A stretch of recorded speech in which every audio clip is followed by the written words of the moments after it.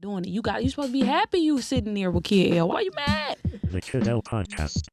What's happening with you, man? That guy, Kid L. Foreign Fortune in the building. You guys got me this hoodie right here. Automatically, man, comfortable as hell, sleek as hell, perfect design. Love the color. I look sexy. I love it. What's been up with you, man? What's been new? Man, Thrust, it don't stop. You know what I'm saying? We done took over in the clothing line. You know what I'm saying? We going. We done made millions in that. Now it's just time to take over the music. You know what I'm saying? Foreign Fortune Records. For sure. Where did this Foreign Fortune Records begin, man? I mean, it began in we been in the music, but you know, we been in the clothing about 7 years now. Yep. So we with the Foreign Fortune clothing, we might as well Foreign Fortune Records. So it's been about 2 years now, official. You know what I'm saying? Right, man. We're talking about one of your artists. He has a dad that's actually overseas, right? Yeah. He's a legend from where he's from. Yeah. In Jamaica, right? Yeah. Face to Great. Yeah. Yeah. But what's his dad's name again? Darren. That guy is insanely talented, bro. Like insanely talented. You guys ever think about flying over? Face the Great name is Darren. My fault. His dad name is Derek Ivory. Oh, okay, yeah. You feel me? You guys? Yeah, he was down here for a minute. No You know way. what I'm saying? He in Jamaica. We ain't gonna get into that, but he'll be back soon. Look, you should get into that because that guy will blow Detroit up if you guys get him on a couple features over here and just keep running that shit. What's been up with you and Face, man? How you guys been working together? That's my guy. You know, that's my brother. Yeah. You feel me? We from the mud, so. Yeah. You feel me? Shit don't stop. Talk about some of the artists that you have accompanying the record company here. We got Big Beezy Jeezy, Cash and Fashion. We got Hood Rich Tez. You know what I'm saying? We got we got a gang of people, bro. Yeah. Figi. You feel me? I'm coming. We ain't playing. We got Young Man. You know what I'm saying? We down there gonna sign the whole city eventually. Really? They don't even see it coming. Who do you think that you are you eyeing anybody or scouting anybody? Yeah, we gonna sign everybody. Okay. I like how Barry Gordy did it with Motown. We gonna be the next Motown. You know what I'm saying? So do you think you have It's a matter of time. How do you think you have the understanding of how to run a record label? I mean, me and Barry Gordy share the same birthday, Really? November 28th. You know what I'm saying? We Sagittarius, so I feel like we think alike. And that's how I think. I feel like it's easy. Of course, you're going to have to partnership with a bigger label, you know what I'm saying, to get more promotion going, more money involved. But to run a label and to get talent and to get people around that's like-minded that make hits, oh, yeah, that's easy. I feel like that's naturally in me. So you feel like you have a composer mindset. You can just, Man, you know I'm what talking sounds. about, bro, I've been having studios forever. No cap. Baby Money recorded in my studio, 1-800. Made his first beats in my studio. We made his tag for him. 1-800 for you. My engineer made that. You know what I'm saying? Babyface Ray used to be in my studio. We was part of the reason they started the White House. You know what I'm saying? Shout out to Steady. You know what I'm saying? We fuck with them heavy. So it's like we been a part of this. Like Pooh Beats. I don't know if you heard of Pooh Beats. Pooh, that's my young dog from the hood, from Puritan. You feel me? I looked out for him heavy. It's like we tied in so hard. So it's like I've been a big part of this, but I was like low key. So I built the brand, but they all know. So it's just that time though. We about to take over. So you're talking about the studio that you have. How long has that been open I for? done had the studio longer than the brand. I done had the studio 9 years. Okay, so what was the start of it? You said 1-800 made his first beat in there? Yeah, 1-800. 1-800 for you. We made his tag. I wouldn't say first beat. You know what I'm saying? But I went and got him off Dexter. Like my baby, 1-800, and brought him to the booth, and he been turned ever since. Wow. You know what I'm saying? And I'm proud of everything he doing. You feel me? He ain't gonna lie to you. He'll let you know. Like, yeah, Figi was hell yeah. I brought him up to the booth. My man's Afy. That's who on that tag to this day. You see what I'm saying? That's so cool hell as yeah. hell. So who else has been through that studio, man? Just give us some history. Shit. Baby Money, Baby's World, Babyface Ray, shit, Pane, shit. Man, so many people, bro. I don't want to boost or I don't want to. Shit, Lil Boosie daughter. Shit. Bro, everybody, I had it for 9 years, so a lot of people came. Like, you know what I'm saying? TJX6. Shit. Snap Dogg. Me and Snap Dogg just did a video in there in a song. That's cool. Shit. So what's up with the music right now, man? You said you got a song coming out with Snap Dogg and stuff. You're getting it to Yup, I just dropped the one with Snap Dogg. Me and Payroll got a song and video about to drop. That's fire. That's about to go viral. How long have you been an artist for? An artist, bro, a serious artist. Yeah. A couple years, Okay. but I've been into music. I've been love music. That was my first passion for real. We got a studio just to be outside the hood because we was getting in trouble all the time. Like GFC, All White Buffy's got the hoes wanna fuck me. Rich Ken, we was in that video. He called us to come in that video because we was young niggas with guns and we was bad as hell. He called us. We was at that video. You go watch it right now. He point to me when he say, went to Somerset, spent 10,000 on clothes. He point to me. We was in there, buff song, young. He set the wave, kinda. You know what I'm saying? Then you had Doughboy and them come around. They was thrusting. So I seen all that, and I was around all that. So now it's just time to just capitalize on everything. What was your tie-in with the industry at that time? Because even 9 years ago, that was still that was after Doughboy's era was already kind of going out a little bit. So how were you involved in music? Like, who were you tied to, or how were you placing yourself in the scene? I mean, I wasn't really tied with nobody. I just had the studio. I was like the service provider. We were just providing the services. But I already knew I had a lot of thrust. I knew I can be an artist myself. But my whole goal was I always had money. I always had discipline. I always knew how to manage stuff. So I was always trying to manage artists and help artists and build shit and build brands. That was always my main focus. But I had to sit down like, nigga, you is the artist. You trying to help all these other people and manage these other people. You got the thrust. And my homeboys was been telling me that, like, bro, you the artist you looking for. And I was just so genuinely trying to help other people that I didn't look into myself. But then when I started realizing, like, damn, I am the artist. I'm the one that know everybody. I'm the one that built the brand. I'm the one that been out here in the streets. I done got shot up. I done got locked up. I'm from Puritan. And Dyomi the Killing Noise. That's Wyoming the Living Noise. You feel me? I done grew up with people that then started from nothing that had made, the people that's dead, people in jail, legends, all that I've been around. You know what I'm saying? So it's like, damn, I'm like, it's about time to really do it and take it serious. And now I'm seeing how it's popping and people really making millions out this shit. I'm like, we've been in this shit too long to not get serious now and get into it. So now I'm serious and I feel like I'm the first artist from Foreign Fortune Records that I'm gonna sign. You know what I'm saying? Like, it's gonna be me and everybody else, you know what I'm saying? We about to come and we about to go crazy. We all bosses. So it's like everybody, we under one umbrella, but everybody their own bosses. So eventually everybody gonna have their own label. Now, have you tried it before? Have you actually tried to take an artist from one plate from A to Z and found success doing it? Have you? Yeah, I didn't did it a couple times, but I ain't do it on paper. Like, we got a contract, bro. I'm your manager. I'm this. I didn't just straight got people around me, built them up, built their confidence up, turned them to a whole different mindset, got them focused. You know what I'm saying? Put money into them, helped them. That's just genuinely out my heart. I ain't getting nothing in return for it. So I'm like, I know I can do this, and I genuinely want to do it. Yeah. It ain't just about the money. So that's why I built the brand first, made sure I ran my money up first. So when I come in the game, a person don't look at me like, oh, he trying to make money off me. He trying to build. No, I already got all my own money, bro. So I don't need nothing from you. I'm genuinely helping you. And that's why I'm starting with myself. Right. Because I'm going to invest into myself. I'm going to make all the right moves. You know what I'm saying? Right on, man. Yeah, you know, a lot of people do it the opposite way, right? They start the artistry and then they start putting out the clothes, which you did, where the clothes first, and then you're breaking into the artistry. Either way, you're making connections and making people aware of who you are when you're ready to break in, right? Yeah, it was crazy because from elementary, middle school, high school, like I said, I won best dress. So people been knowing me from dressing. So it was crazy. Like, I started the brand and it took off, and a lot of people got inspired from it. They might not tell the truth. You know what I'm saying? They probably never admit it. But then nobody had no stores. Wasn't nobody taking it to the next level. And we really opened the door and showed them. So I'm like, all right, I took over this clothing shit. All right, everybody turned up. It's people that came from the streets, from selling drugs, from hitting licks, from robbing, that built big brands. And I'm proud of that. So I said, now I need to do it in the music. That's where the real millions at, because when you building a brand, like I said, I done made $1 million probably all together, but I done spent a lot of money on employees and rent and inventory, so I didn't see the whole $1 million.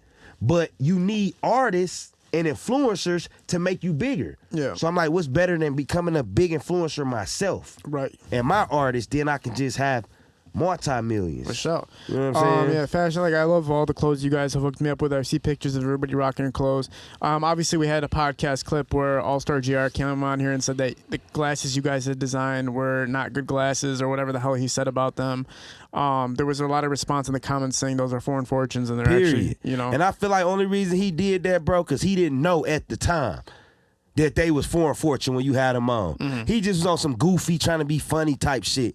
But you know what I'm saying? To compare a black-owned brand that's only been in business with Cartier, you got to break shit down. I've been in business 7 years.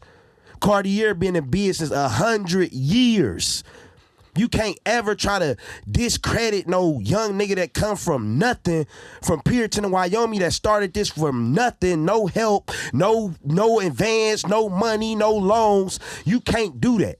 So he looked like a lame even doing that, like trying to put your peoples down for an owner that you don't even know, that died years ago. That's a billionaire that don't give a fuck about Detroit, don't give a fuck about the black race, don't give a fuck about none of us. So for you to do that, that was lame, bro. So I ain't gonna speak on him. I forgive him. You feel me? You know what I'm saying? I think I understand where you're coming from, but I don't think he was being serious. I think he was just like I trying said, to he be just comical. goofy as hell, just joking and shit. That's why a lot of people was at me, and I never popped at them. I never replied to it. They was, oh, you should be mad at Kid L. I'm like, no, bro, this is what he do. You know what I'm saying? It's about publicity. They like, oh, bro, he promoting that shit, bro. He putting that shit out there. He trying to make your brand look bad. Guess what? I sold 500 pair of glasses at $200. Do the math. That's $100,000. So when he did that, it was free promotion. All promotion is great promotion. Yeah. I read the 48 Laws of Power. I don't give a fuck if you trying to diss me, if you bringing it up. When you talk about my brand, more people getting aware of it. I had people, different races coming in the store buying them. I sold out. They sold out right now.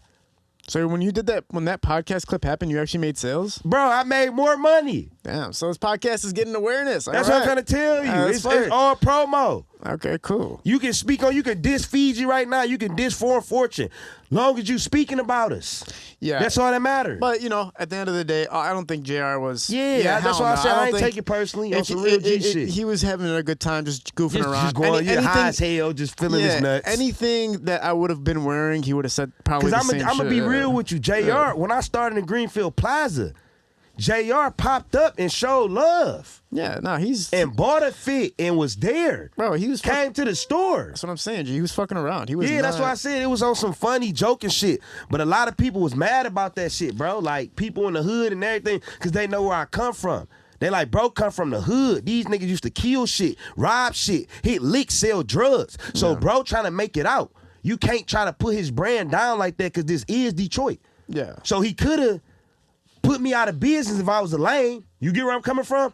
But I ain't no lame, and I ain't going out like that. You feel me? We the biggest. Right. Yeah. At the end of the day, you know where it was coming from. But it's good to hear that you made sales. Good to hear that people. I didn't even see that shit, Kid L. I ain't gonna lie to you. For about 2 weeks when he was all that shit, I didn't even see that shit. I have those glasses. I gave a pair to my girl. I have 3 pairs of those glasses. I love all of them. They're all fucking awesome. They feel comfortable. They're stylish. They fit me.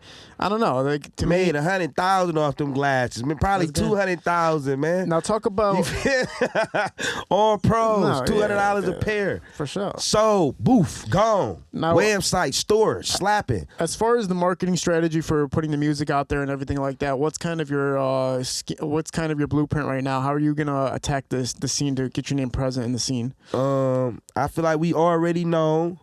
We already know everybody, already got relationships with everybody. I'm just working hard, Kid L. I'm just grinding. I'm going to hit all the platforms. I'm going to work as hard as I can. I'm going to get talented people. I'm going to bring it back to like Motown. Like real music. That's my whole thing. Like the rap, I feel like everybody thrusting. I'm proud. I'm happy for everybody that's doing what they doing. But I feel like it's still real music in Detroit. It's still music that they ain't heard, like the R&B, the real songs, the real soulful music. You know what I'm saying? They just got the street side, but they ain't got the real Detroit yet, and I feel like that's what I'm going to do. I'm about to bring them the real sound. I can't even say real sound. I'm about to bring them a sound they ain't heard, what they looking for. They going to find it to me. Gazi and all of them about to be looking for me in a minute. Right. We going to do partnerships. you've had a lot of experience in the industry, partly to do with the studio, right? You've been around a lot of artists. What are some sounds you accumulated and some understanding of the music you've accumulated just from being in your studio? Who are some artists that you picked up from and got a good grasp of what's going on as far as being an artist is concerned in Detroit? I mean, really, I feel like I always tell people, this is art. So it's no weak, it's no sweet. You can't really judge it. It's art. Everybody, you got different fan bases you got different fans that like different stuff. I done seen people, to me, it's all about your work ethic and how much energy and time you gonna put into it. I done seen people come in there and start from nothing and blow up. Yeah. I done seen people who thought they was already that and ain't doing nothing. Yeah. You get where I'm coming from? Yeah. So I don't really judge the music. I can't tell you if a song's sweet or not. I don't feel like nobody really can judge. I mean, you can say, oh yeah, that's hard, the beat hard, but man, we had people like Lil B that blew up, bass guy, that just blew up and made millions and had fan bases, and Soulja Boy, think about the songs he came out with. You crank that. You don't know what's gonna blow. You don't know the next sound, you don't know the next wave. So I just go off of a person. I feel like music is more into the person. Yeah. When people buy into you, I feel like you good. For you sure. go. I love Baby Tron. Yeah. When I first seen Baby Tron, that was one of my first brand ambassadors. Right. When I first seen Baby Tron in Fairlane, I'm like, he stand out, and he was with his clique, the Shitty Boys. I'm like, come here, bro. He was walking in the mall. I had them come in my store and gave them merch, and I was pushing them and helping them, and he blew up. Facts. But I kind of seen it because he was different. Yeah. He was himself. But it's like what you say. Like a lot of people don't know. A lot of people like see something, but I don't. But No, some people he was can call. grinding, bro. Still to this day, my little cousin messed with Lando and them. He signed with him. He say, "Baby, try in the studio every day." Facts. 9 to 5's it.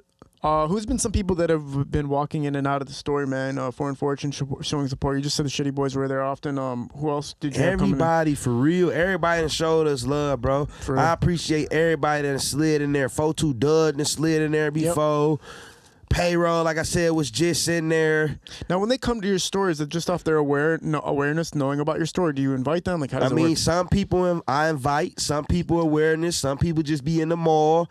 Some people just come to show love. It be all different reasons. For sure. You know what I'm saying? But it be genuine. Wait, if you could tell us what the meaning behind Foreign Fortune is. You said it before, but if you can really stamp it for us. Foreign Fortune, man, because I loved money. You know what I'm saying? I wanted to name it Foreign Money. Like I said, when I was young, I pictured myself designing jeans, and I was going to call them foreign denim jeans. But as I got older, I'm like, you can't base it to just jeans. So I'm like, foreign what? That foreign stuck with me. But then I'm like, okay, I got to have something else. And I was infatuated with money. So I'm like, foreign money. I'm like, nah, what's another word for money? And then I looked it up, fortune. And then how it rolled off the tongue, it just sounded good, Foreign Fortune. And in Jamaica, that means foreign money. You know what I'm saying? We got a whole different, we got a store, we got shit popping in Jamaica. We got a whole different, you know what I'm saying? This shit really Foreign Fortune. Yeah. We about to be a Dominican Republican. I'm about to go out there next week. We about to build some stuff out there. So it's like, it's my man's own apartment out there in Dominican Republican. We about to open the store out there. We got the store in Jamaica. So it's really like Foreign Fortune. Wow. So you're just proof of, coming from Detroit, pure entrepreneurship, pure success every way, handling yourself successfully in social situations as well as business situations. You're a successful entrepreneur, right? I mean, that's it at the end of the day. People have to look at that. And now I know why you're so upset when somebody makes a statement. It's because like everything you're working for, coming from where you come from, is supposed to be a motivational piece. Yeah, even if it's not me. Kid L. It could be anybody. I don't care if it's my worst enemy. If he doing something good and it's not no negative stuff, he not in the street, he not killing nobody, and he trying to change his life, I would never diss what he doing. I would never discredit. Not joking, none of that, because it's real, bro, especially when you come from that. Like, you know what I'm saying? Like, my pops got killed when I was 13. I seen him dead in the street. My mama was a single parent mama. I had to help my mama. I had to help my family. I was the man of my family at a young age. So I know a lot of young black men is growing up like that. I would never discredit nobody that's trying to get out the hood. You know, every time you give us a glimpse at your past in Detroit and growing up, it sounds fucking horrific. Like that's not. That's something for you to come up from is not easy. It has to be traumatic, right? Even the experience of losing your father, like that in that situation, like Feel me? like it just doesn't. Like, how did you overcome that? Like, what was your relationship? On some real shit, Kid. When my daddy got killed, I was really an athlete. I really boxed. I was undefeated. I was Golden Gloves, all that. Oh, shit. When my pops got killed, I quit all that shit. Like, I was discouraged from that shit, and it was just straight get money, get serious. Golden Gloves in boxing is what in Michigan? I was in the newspapers and all that. I was young. I was undefeated. I was like, I say I was 13, 14. I boxed on Puritan, that Golden Glove. You know what I'm saying? Tony Harrison, that's my man. He got a gym now on Puritan. He the heavyweight champion of Detroit for a minute. He was. That's my right-hand friend. We grew up together. You feel me? So it was like I played football. I was a captain. I had number 1. You feel me? I played for the Rams. Clay had played for the Rams with me. He was a couple years older than me, but I was an athlete. You know what I'm saying? 13, my pops got killed. My whole energy changed. That crushed my world. So I'm like, damn, I gotta grow up. I gotta help my mama. Well, how close were you with him? I mean, I was close. My pops was a barber. He cut hair, owned barbershops and shit, he was an entrepreneur. Was he like a bystander? I used to be in the barbershop, you know what I'm saying? I used to sweep hair in the barbershop and shit, make $300, $400 a day at a kid. Was your dad like a bystander in the incident? Like what? How? If he's a barber, how the hell do you? Cause man, he had thrust. Pretty boy, was crispy as fuck. He got killed for some bullshit, female type shit. Damn. That's why I stay away from niggas female and all that. Niggas was hating on him over a female. Yeah, man, it is scary. When I used to sleep, female that he didn't even give a fuck about. Yeah, when I used to sleep with people's like girlfriends and wives. Shut up, no, I'm man. serious. I'm not even kidding. Like I used to legitimately be scared every time I left the hotel room. I'd be like, "Fuck, man." Bro, like, Kid L, you don't know the half of it, bro. What? I didn't fuck so many. Nah, let me start up. But, bro, in the city, bro, it's females that be want to buy clothes and be want to buy it for their kids and everything and want to support me. Their guys don't let them because they think we having sex or something because I'm a good-looking nigga. I've been thrusting my whole life, Kid L, so it's crazy. Like, so many females that want to support me can't. So did you used to mess with people's wives or did you? No, I never was on that. Not no wife. Hell no. Or a girlfriend? I didn't hit niggas' hoes. Niggas Yeah. probably done hit my hoes. That's just how it go. It's Detroit. You know what I'm saying? I done had a lot of females, Kid L, a lot. Like me and my homeboy, he locked up in the Fed right now. I ain't gonna even say his name. Everybody know we literally used to have contests on this. Like he called himself 300 Man Walking. That was his Instagram name. We used to have contests who can fuck the most girls. We used to go to the club. My Dexter nigga Jay, who made the word thrust. You feel me? We used to go in the strip clubs and see who can fuck the girls in the strip club. Like fuck pulling them and leaving. No, we trying to fuck them in here. Who can fuck the most in here? Like we was really on that. Like a lot of females, like. They know me, you know what I'm saying? I know a lot of females, you know what I'm saying? But I was always smooth. I wasn't no thirsty nigga. I was always not arrogant, but I was just doing my thing. But I always had the prettiest girls. And that's how I was known too.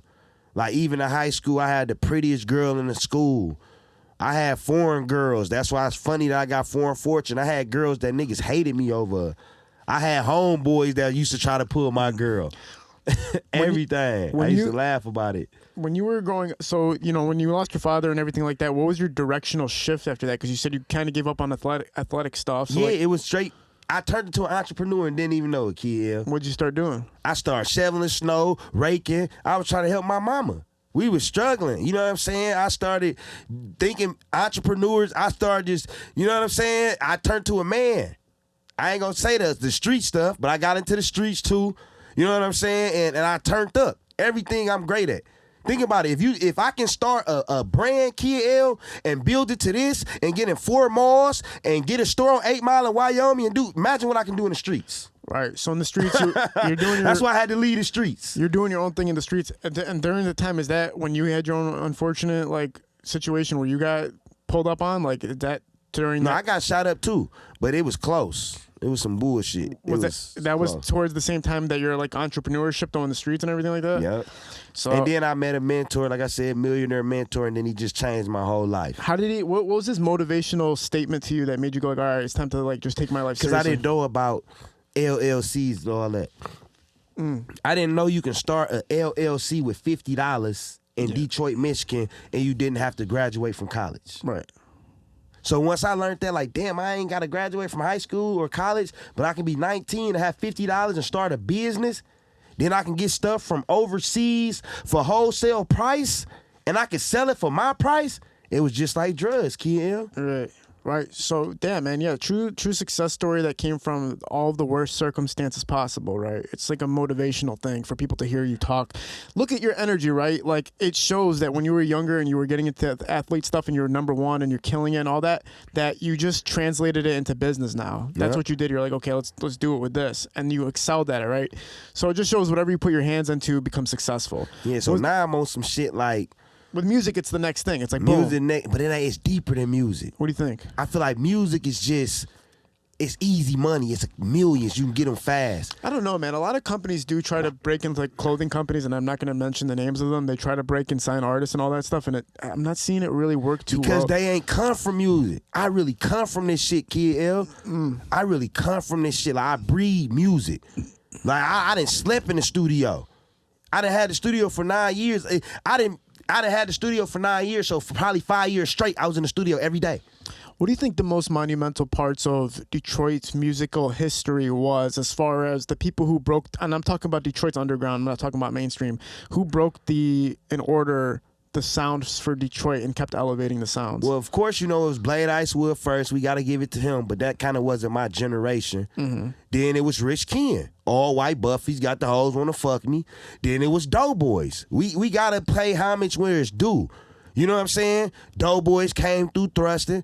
That's why I had a pleasure doing a song with Payroll. Right. Because he a real thruster. You feel me? He really... People don't be wanting to show homage, bro. They really was young niggas thrusting to the point the whole city hated them for no reason. Just because they had thrusts. They was fucking hoes, and they was young niggas thrusting. What I mean by thrust is, you know what I'm saying? They looked good, had minks, had buffs, had all that. Old school with rims before niggas was doing it. Niggas was hating. We was getting motivated by that. So we was doing the same thing. Right. And so after Doughboys, what do you think? Team East came. I feel like they got their motivation from Doughboys. I mean, they probably wouldn't admit it like that, but because they cold too and they on the East. So it's kind of different, but they kind of set the tone, and then from that, you know what I'm saying, it just started elevating. Then you had T Grizzly bust through the door. You had Dage Loaf bust through the door. You know what I'm saying? Now it's open. You feel me? Now, I like your timeline there, but also when we look at the early 2000s, when we talk about Rock Bottom, yeah, Big Hurt. That's I can't ever forget Big Hurt. Right. Of course, that's why I said the Blade Icewood era, the Big Hurt. You know what I'm saying? Like that's fam. Like we close, Big Hurt. You know what I'm saying? Like eventually he gonna be around us more to game us up. So and teach us shit. I got all this shit stored in my head. It's kind of crazy because now it's more like singularly people are exploding than groups now, right? Now it's more singularly as an artist you're exploding more than when it was groups all coming together, right? Do you think another group's gonna emerge and kind of But guess what type of group it's gonna be? What up? R&B. You think? Hell yeah. R&B is gonna take over Detroit next? R&B and women. You know, women are taking over in hip hop. Why should I tell you, bro? Because they already got the street side. Right, we got Pretty Brea right now. You see Young Dog, I don't even know his name, but he can sing good as hell. Damn, I wish. Prince? Exactly. Young Dog can sing good as hell, so they about to look for more of that. What are you going to be looking for? Are you going to look for the rap song? No, the rapping is, like I said, we rapping so we thrusting, but I'm more on like the future Lucci wave. I'm more like harmonizing pain, you know what I'm saying? Ride wave. You get where I'm coming from? I can rap too, but I'm more on that. But I love the R&B, and I feel like we ain't crediting the R&B enough. Think about it. We got Detroit Rap News. We got rap this, rap that, rap that. We don't got nothing for R&B. Yeah, I'm trying to tell you. So people who listening to this podcast right now, people get on the R&B wave and start making platforms for the R&B, it's going to blow up. Yeah, those choruses used to be legendary. You know, rap used to have a lot of choruses with R&B singers on it. It's like really lacking nowadays. It's about to get back into the R&B and the women.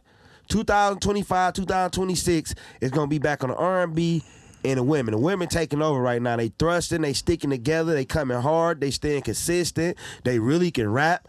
I fuck with a lot of female rappers, and they hard. That's you cool. feel me? Like, that's for cool. real. Very interesting perspective, man. I think it's going to get a lot of response, what you're saying about R&B. I think it's very important, too. Now, with everything, you have the finances to start a record label, make it happen and everything like that. You already know what talent you're kind of seeking out and everything like that. Do you ever look at the idea of re-emerging Motown but making it more underground? Where it's That's what I'm on. The first thing we was calling ourselves was New Motown. For real? I swear to God, Kiel, but when I got into learning about trademarking and all that, they like, you can't trademark no fucking New Motown. That's like saying New McDonald's. You know what I'm saying? So that's where I'm like, okay, fuck all this. I got to learn this shit more. And that's when I got into the clothing, Foreign Fortune clothing. Then I'm like, fuck it, we Foreign Fortune everything. Now it's Foreign Fortune Records. Might as well, fuck it. Like, it doesn't have to be called the New Motown, but it can be marketed as that probably. Like that was the whole wave. As far as the scene right now, are you content with what you're seeing and how the scene's moving in the music? Yeah, I'm happy for everybody in Detroit, man. We just about to thrust up, bro. I'm just going to work my hardest. I'm going to put it in God's hands, and I feel like it's just our time. Right on. I feel like it's our time, and I'm happy for everybody, like I said, and they open the door, and they bringing more opportunities. Do you think that clothing brands have a chance at a success that you did at the pace that you did it nowadays, or do you think that the market's kind of saturated with all these new brands and fashions? You just hit it right on the nose, because by me coming from Puritan being shit, a nigga that came from the hood that they know was been crispy his whole life but was fucked up, they know had to do shit in the street to make money, I showed people that anybody can do it. You get where I'm coming from, Kid L? Yeah. So like you said, now it's just thousands of clothing brands, but you still got people who serious and real designers and focused on quality. It's a lot of people that got nice brands out there, so I feel like everybody not gonna make it, but it's still some people that's gonna get into Neiman Marcus, is gonna get into Saks, because they designing nice stuff. When you look at the competitive aspect of what's happening in clothing, this is a real concept for people that the more brands or more music or more whatever there is out there, the less people are going to be able to eat, because now, you know, somebody's taking over. Is that a reality coming from a person who is successful in a clothing brand? To me, I feel like no. I feel like it's enough money for everybody. You really think that? Yeah. Hell yeah. I feel like as long as you grind and you stay focused on you. Might be an emergency, man. Yeah, my phone won't stop ringing. My phone ring like this all the time. See who it is? This is my employee. Oh, okay. You guys still got that mobile truck? Yeah, hell yeah. How's that been doing? It's in Atlanta. It was going crazy in Atlanta. You feel me? I shipped it back to Detroit just recently because I feel like I just took it to Atlanta and we turned up in Atlanta because I didn't want to open no store out there. I didn't want to babysit no store. I didn't want to pay employees. I felt like I was all the way in Detroit, so wasn't nobody going to treat my store how I treated. So I had the mobile store out there and it was doing great. You know what I'm saying? But I wanted to bring it back to Detroit so I can kind of show it off in Detroit more. Cool. I think it's a brilliant idea. Yeah. You know, who's doing that really? You see the mobile barbershops are happening now. It's kind of crazy. That's why I said, Key L, and I don't want to take credit for none of that, but man, when I dropped the I ain't see nobody doing mobile, nothing. What, you think of the first mobile? I'm the first mobile store for sure. But just mobile, I ain't really see that. They gotta give me my flowers one day. I don't know when it's gonna be. You know how shit be, but you know what I'm saying? I'm trying to tell you, man, like I get a lot of likes, you know what I'm saying? I get a lot of views, but I be having 100K people on my account. I don't even got 100K followers. When I go to my Insta Snaps, I got 800, 1,000, 1,500 people in my Insta Snaps. A lot of people don't even be following me. And it been like that, kid. I'm the same way, man. I know. I average 1 million views per month. You see what I'm saying? And I only have 63,000 followers. It doesn't make no sense. Even when people started hating on you, I swear to God, I was defending you. You were, man. You were always supportive as fuck. Because I'm like, bro, y'all, I don't care what y'all say. He's doing something that nobody's not fulfilling. Yeah. So y'all can't be mad at him. I appreciate that, man. For real, though, y'all can't be mad at him no type of way. There's a girl podcaster out there that I just had to block recently. She's like kind of coming up and podcasting in Detroit, but she directly disrespected me and my podcast. Trying to gain thrust off you. And I was like, I just blocked her. I was like, you know what? And all she gotta do is pay homage and just say, I look up to you. I respect what you're doing. Yeah, but look, if you have a problem with somebody that's in your field, you just communicate with them or be like, hey, look, I'm gonna give you some advice about this situation, face to face or over the phone or something like that. You don't sad, you don't publicize your problem with somebody that you could have messaged them and said like, yo, look, this is what my problem is with you, right? People be wanting to beef with and hate on the people that they can learn from and grow from. Exactly. See what I'm saying? Yeah. I never was like that. Now talk about state of Detroit fashion right now, man. Do you think that Detroit fashion is on the incline, or do you feel like it's stagnant? Where do you feel Hell like yeah, it's on the incline. Yeah. Hell yeah, it's just getting better and better and better. And the doors is opening more and more and more for Detroit. Do you have a problem with Cardi's? Buffs? Yeah. I got them on right now. Yeah, no, but do you have like a problem? Because earlier you kind of, it's like you. No, I love, but I'm just saying, you got to see. No, subtract his thing about it. Subtract his thing. I love Cartier. I've I've been wearing these since a kid. But when you said the root We of didn't it, snatch these bitches from people. We didn't rob people. We didn't risk our life doing dumb shit for these. Like, I can look at your face from here, Kid L, and know if they real or fake. Really? A lot of people done kill people for fake buffs. Doing life for fake, but we grew up on this. Like I said, Rich Ken and them was buffed up around us. I come from Mumford. You feel me? Like, we've been doing this, but what I was trying to get through, what I was saying is basically, you don't have to down your people. No, I don't even want to get into his thing. I was saying more so because when you started talking about the specifics of Cardi's, you kind of got into the fact of like the owner and the background of that. I'm just saying, you know me. You don't know the owner of these, bro. That's why he dick sucking. Because they don't know the owner of Cardi. People know the owner of Foreign Fortune, so they ain't gonna support it. Like, the reason you know what I'm saying? The reason I even bring up that conversation is because the state of Detroit fashion, in my opinion, like the brand designers and people, including yourself, are creating fire ass shit. So like to keep supporting these multi-million-dollar brands is a little bit confusing to me. It ain't gonna never go out of style. I don't say don't support them because it's sweet. This what we love. This the Detroit culture. But don't knock your peoples. But do you think that does it matter anymore to wear like these crazy like Louis Vuitton and Gucci and all this shit? Like, I mean, some shit just sweet. That's just what we grew up on. And you can't some create people something just sweeter. won't. I mean, even if it's sweeter though, Kid L, you just gotta know, man. Do you think you could ever design a sweeter pair of glasses that are sweeter than Buffs? Yeah, Cartier probably gonna reach out to me soon and design shit for them. For real? That's what I'm trying to tell you. I'm like a young Kanye. Somebody, in his fashion shit. I forgot. I think Detroit Rap Daily posted saying like how much money Cartier makes off of Detroit. $6 billion, some crazy shit. Yeah, and that like Detroit should get something out of it. Like, do you think they ain't giving Detroit shit? They look at niggas as consumers. Y'all are people that's just buying and making us rich. Thank you. Damn.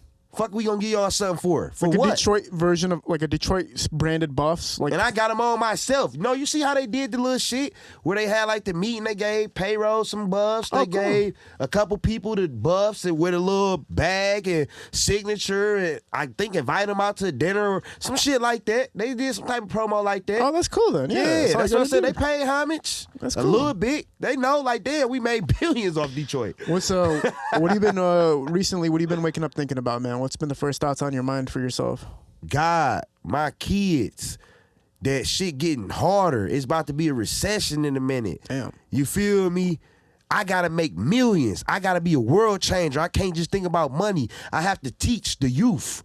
I have to change my city for the better. I have to build. You know what I'm saying? That's what be on my mind. I don't even think about rappers. I don't listen to people's songs. I don't follow no other brands. I be tunnel vision. I be like, people making all this money, and I ain't seen nothing go back into the city like that. No cap, man. That's a couple people doing a couple things, but you got real life millionaires out here, and I ain't really, you know.